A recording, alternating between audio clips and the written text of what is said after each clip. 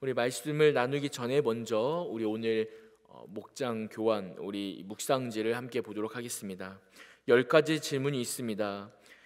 첫 번째 질문은 이렇습니다. 하나님께서 노아와 그 아들들에게 어떤 복을 주셨습니까? 이에 대한 답은 1절에 기록된 말씀 그대로입니다. 생육하고 번성하라, 땅에 충만하라 라고 하나님께서 복을 주셨습니다. 홍수 후에 인간의 음식이 어떻게 바뀌었습니까? 3절에 기록됩니다. 3절 보니까 모든 산 동물은 너희의 먹을 것이 될지라. 산 동물도 음식이 되었습니다. 그렇다면 무엇을 먹지 말라 하셨습니까? 4절입니다. 그러나 그 고기를 그 생명되는 핏째 먹지 말 것이니라. 그 생명되는 핏째 먹지 말라 하나님 말씀하셨습니다. 하나님께서 어떤 언약을 세우셨습니까? 우리 11절 말씀에 기록되어 있습니다. 하나님께서 세우신 언약은 홍수로 멸하지 아니할 것을 언약을 세우셨습니다. 땅을 멸한 홍수가 다시 있지 아니하리라고 11절에 기록되어 있습니다. 그리고 그 언약의 증거가 무엇입니까? 12절부터 13절에 기록됩니다. 무지개입니다. 하나님께서 무지개를 그 언약의 증거로 세우시고 두셨습니다. 노아가 실수를 했습니다. 노아의 실수가 무엇일까요? 우리 21절에 기록되어 있습니다. 노아의 실수, 포도주를 마시고 취하여 벌거 벗었습니다. 노아의 아들인 함의 잘못은 무엇입니까? 22절인데요. 아버지의 하체를 보고 가서 다른 형제들에게 알렸던 것, 보고도 그것을 그대로 가서 알렸던 것이 잘못이었습니다. 셈과 야벳이 함과 다른 점이 무엇입니까? 셈과 야벳은 달랐습니다. 23절에 기록되어 있는데요. 셈과 야벳이 옷을 가져다가 자기들의 어깨에 메고 뒷걸음쳐 들어가서 그들의 아버지의 하체를 덮었으며 아버지의 하체를 덮어 주었습니다. 그것이 함과 달랐습니다. 9번째입니다. 가나안에게 내린 저주가 무엇입니까? 가나안은 함의 아들인데요.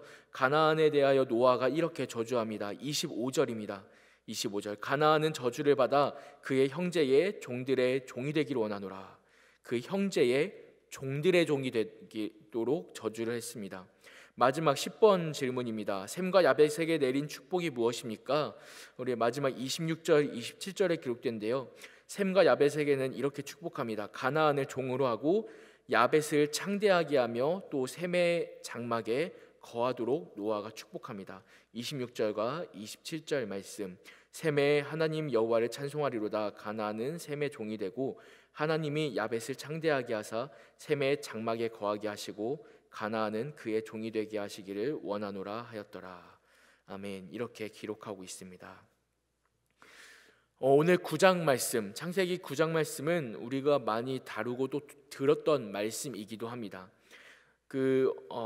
노아의 방주 사건, 홍수 사건이 마쳐진 뒤에 노아가 이제 하나님께 감사의 번제를 드립니다. 그리고 나서 이어지는 하나님의 언약과 무지개 언약과 그리고 그 이후에 있는 노아와 가족들의 이야기가 오늘 9장 말씀에 기록되어 있는데요. 오늘 9장 말씀을 통해 우리가 세 가지를 함께 살펴보고자 합니다. 우리 가장 먼저 살펴볼 말씀이 있는데요. 우리 9장 1절 말씀입니다. 하나님께서 노아와 가족들에게 하신 축복의 말씀인데요. 1절 보니까 이렇게 기록합니다. 하나님이 노아와 그 아들들에게 복을 주시며 그들에게 이르시되 생육하고 번성하여 땅에 충만하라. 아멘. 하나님께서 노아에게 그리고 그 아들들에게 창세기 1장과 2장에 기록되어 있던 축복의 말씀을 다시 한번 축복의 메시지로 이 가족에게 선포하십니다. 근데 이 말씀을 우리가 오늘 이 시간 함께 주목해 보기 원하는데요. 1절 말씀을 보니까 하나님께서 노아와 그 아들들에게 먼저 주신 것이 무엇이냐면 복을 주셨다라고 기록합니다. 복을 주셨다. 여러분, 우리가 생각하는 복이 무엇일까요? 우리는 복이라고 하면은 신앙생활이 오랫동안 신앙하신 분들은 하나님 그분 자체가 복입니다, 복의 근원이십니다라고 고백하실 수 있겠지만은 대부분의 사람들의 생각 속에서 복이라고 하면은 잘 되는 것, 성공하는 것, 돈이 잘 벌리는 것, 또 무언가 잘 되는 것, 합격하는 것, 이런 것들을 성공이라고 또 복, 축복이라고 말할 것입니다. 근데 오늘 본문 말씀에서의 복은요, 조금 다르게 하나님께서 말씀하시는데요, 1절 말씀, 하나님이 그 노아와 가들에게 복을 주시며 라고 하시면서, 그렇다면 그 복이 무엇인가 보았더니 그들에게 이르시되 생육하고 번성하여 땅에 충만하라 라는 명령으로 이어집니다. 명령. 무슨 말이냐면, 하나님께서 내가 너희에게 복을 주겠다라고 말씀하시는데, 하나님의 복이 어디 있습니까? 했더니 하나님께서 명령을 하시는 거예요. 야, 너희는 가서 번성해라. 야, 너희는 생육해라. 너희는 많아져라. 풍성해져라. 더 아들 자녀들 풍성하게 많이 낳아라. 자녀들을 많이 대대손손 건강하게 자라라. 이렇게 말씀하시는 겁니다. 여러분, 이건 참 이상합니다. 대부분 하나님께서, 전지전능하신 하나님께서, 천지를 창조하신 하나님께서 복을 주겠다라고 말씀하신다면, 뭔가 무병장수의 복이라든지, 뭐 치유의 복이라든지, 아팠던 것도 모든 것이 깨끗해지는 복이라든지, 아니면은 무언가 좋은 밭, 좋은 땅이 되어서 곡식이 잘 자라서 먹을 것 걱정 없는, 그리고 동물들이 병 걸리지 않고 전염병 걸리지 않고 건강하게 잘 자라서 어떤 재산상의 걱정을 할 일이 없는 그런 복 주시지 않을까? 하나님이라면, 정말 전지전능하시고 모든 걸 창조하신 하나님이라면 그 정도 복쯤이야 그냥 줄 수 있지 않을까라고 우린 생각할 수 있습니다. 하지만 하나님께서 오늘 말씀을 보니까 내가 너에게 복을 주겠다라고 말씀하시면서 하신 말씀이 바로 너희는 생육해라, 너희는 번성해라, 너희는 충만해라 라는 명령이었다는 것입니다. 여러분, 이것이 무엇일까요? 이 1절 말씀은요, 1절을 끝나지 않고 7절까지로 이어집니다. 1절로도 7절을 우리가 같이 봐야 하는데요, 1절과 7절은 똑같은 말씀이 기록되어 있습니다. 7절, 너희는 생육하고 번성하여 땅에 가득하여 그 중에서 번성하라 하셨더라. 1절부터 7절까지가 하나의 메시지인 것입니다. 하나님이 선포하시는 명령, 그리고 1절에 기록된 대로 그 자체가 복인 것입니다.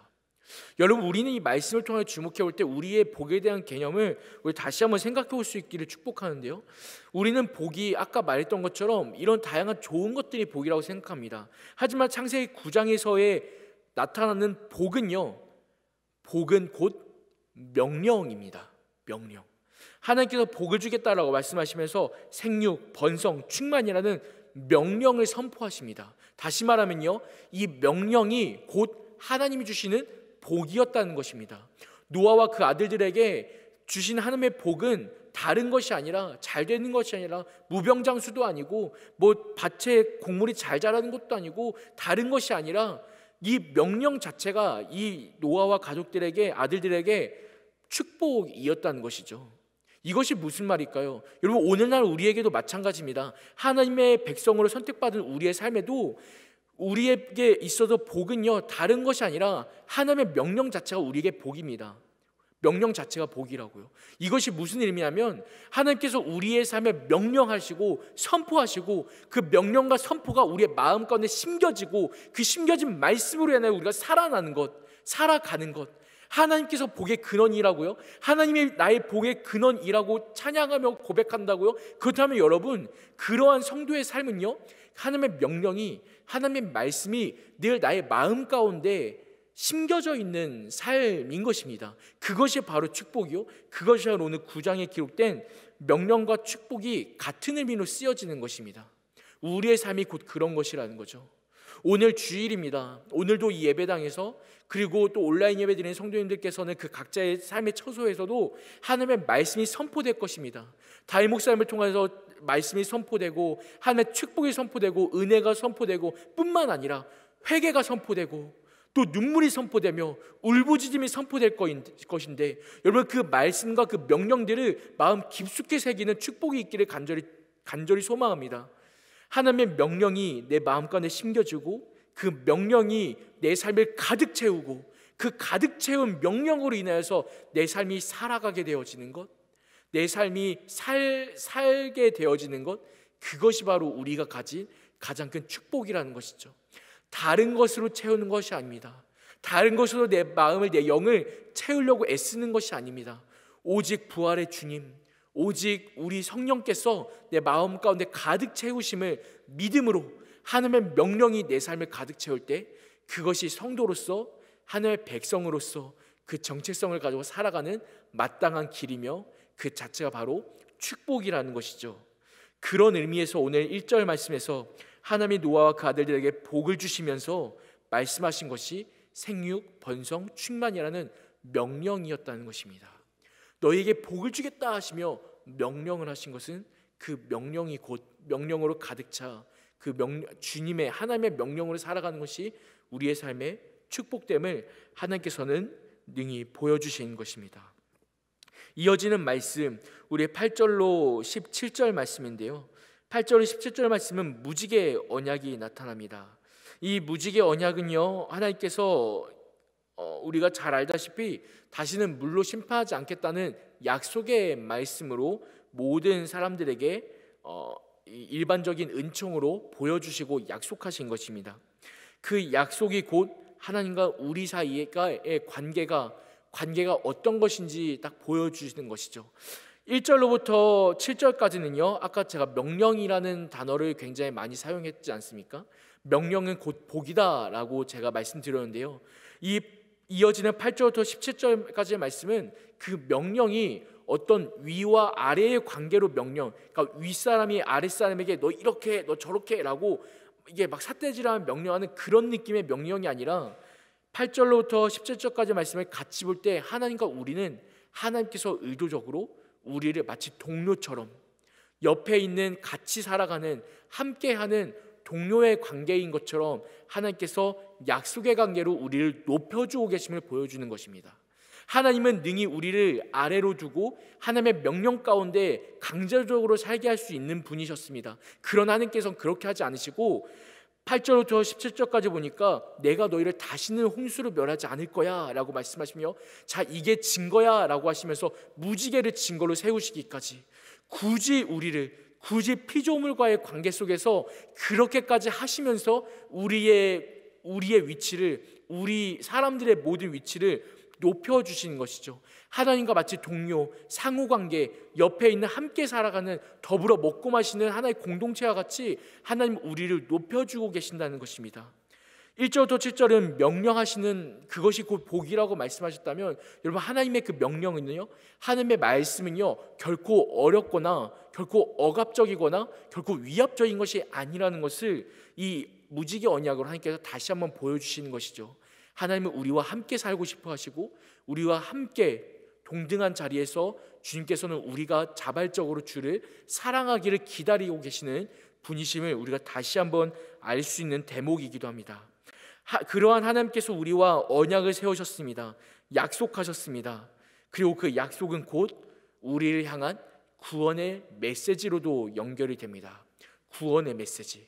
하나님은 우리의 모든 죄를 덮으시고 하나님은 우리를 구원하시기로 작정하셨다는 것이죠. 이 이야기가 어디 있을까요? 바로 이어지는 마지막 9장의 마지막 이야기인 18절로부터 29절 말씀에 기록되어 있습니다. 이어지는 18절로 29절의 말씀은요, 그 노아가 실수를 하고 그 아들들이 그 노아 아버지의 실수를 발견하는 이야기로 시작됩니다. 노아가 실수를 합니다. 어떤 실수였을까요? 21절을 보니까 이렇게 기록합니다.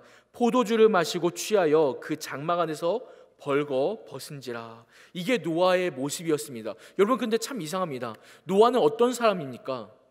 우리가 아주 잘 아는 말씀 있지 않습니까? 노아를 향하신 하나님의 말씀, 그는 당대의 의인이라, 가장 의로운 자라, 가장 깨끗한 자라, 그 수많은 사람 중에서 택함 받은 유일한 한 사람이 바로 노아였습니다. 근데 그 노아가 지금 어떤 짓을 하고 있습니까? 21절 말씀, 포도주를 마시고 취하는데 그냥 취한 정도가 아니라 아주 취해버려서 그 장마에서 벌거벗고 옷을 홀딱 벗었는데도 벗은 줄도 모르고 있는 그 상태, 아주 물질에 취해버린 이러한 상태, 노아의 모습이었습니다. 노아가 이런 실수를 합니다. 이렇게 물질에 취해서 하나님의 말씀 가운데 살아가는 그 노아가 물질에 취해버리고 말았습니다.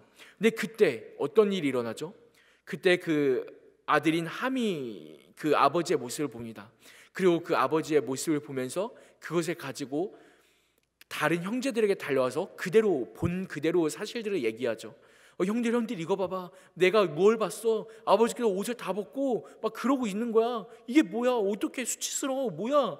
이렇게 말했을 것입니다. 그리고 그것에 이어서 함의 이야기를 들은 셈과 야벳이 자기들의 옷을 가져다가 이게 뒷걸음질 쳐 들어가서 아버지의 그 치부를 가리어 주지요.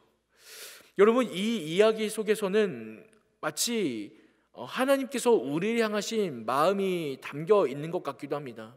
우리도 때로는 실수합니다. 때로는이 아니죠. 우리는 정말 많이 실수합니다. 아마 오늘도 주일이라고 우리가 예배당에 모였지만 이 예배당 안에서도 우리는 죄악 가득한 삶을 살아갈 것입니다. 때로는 함께 먹고 마시는 공동체이고 함께하는 교회 공동체임에도 불구하고 다른 형제를 향하여, 다른 자매를 향해서, 다른 사람, 다른 직분자를 향해서 저 사람 뭐야 손가락질하고 마음속으로 미워하고 질투하고 시기하고, 우리 항상 사람이 모인 모든 곳에는 늘 언제나 죄악이 판치지 않습니까? 하나님을 향해 예배하겠다 모였음에도 불구하고 여전히 우리를 방해하고 여전히 우리를 넘어뜨리려고 하고 여전히 우리를 악하게 구는 그 악한 마귀, 악한 사탄이 우리의 마음을 틈탈 때에 우리는 언제든지 그 죄로 인해서 넘어질 수 있는 사람이라는 것이죠. 언제나 쓰러질 수 있는 사람이라는 것입니다. 당대의 의인이었던 노아조차도 이 분위기에 취해, 이 술에 취하여 이러한 범죄를 저지르고 만 것이죠. 우리의 삶도 마찬가지입니다. 우리가 술에만 취합니까? 죄에도 취합니다. 물질에 취합니다. 다양한 것에 취합니다. 하나님께서 그 모든 것들을 주의하라 말씀하셨습니다. 술이 문제일까요? 아닙니다, 여러분. 술이 문제가 아니라, 술을 주신 하나님의 마음이 아니라 내가 술을 대하는 나의 마음이 문제인 것이죠. 돈이 문제입니까? 아닙니다. 성경은 돈에 대해서 돈을 사랑함이 문제라, 그것을 사랑하는 사람이 내가 문제라 말합니다.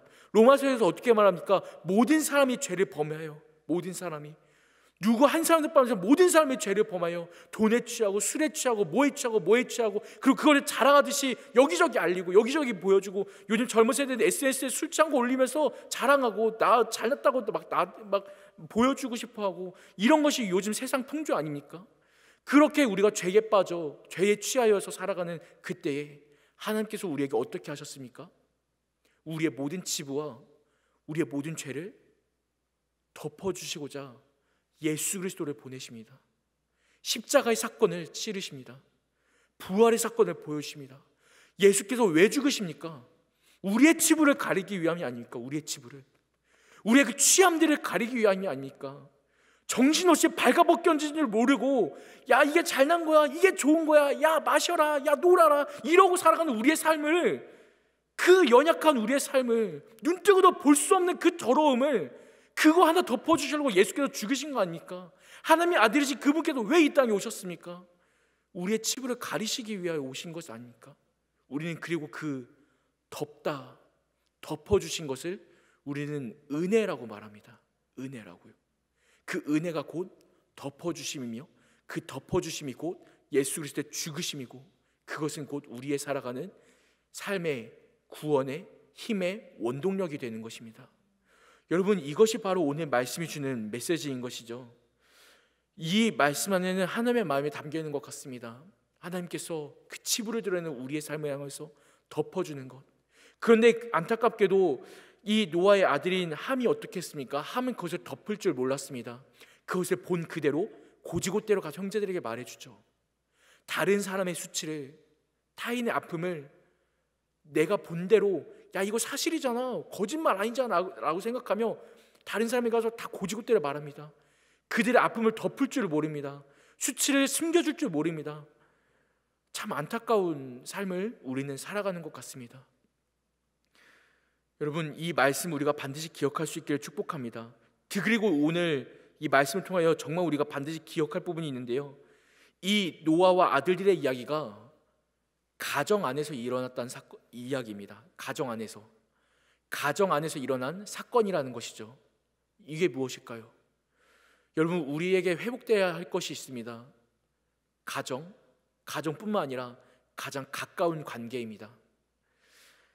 노아와 함과 셈과 야벳, 그 가정이라는 가장 가까운 그 공동체 안에서도 수치를 가려줄 줄 모르는 일이 일어납니다.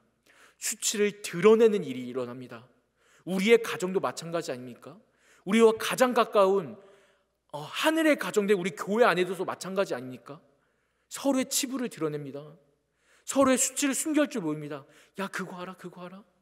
저 집사님 그랬대. 야, 그거 알아? 그거 알아? 저 장로님 그랬대. 저 권사님 그랬대.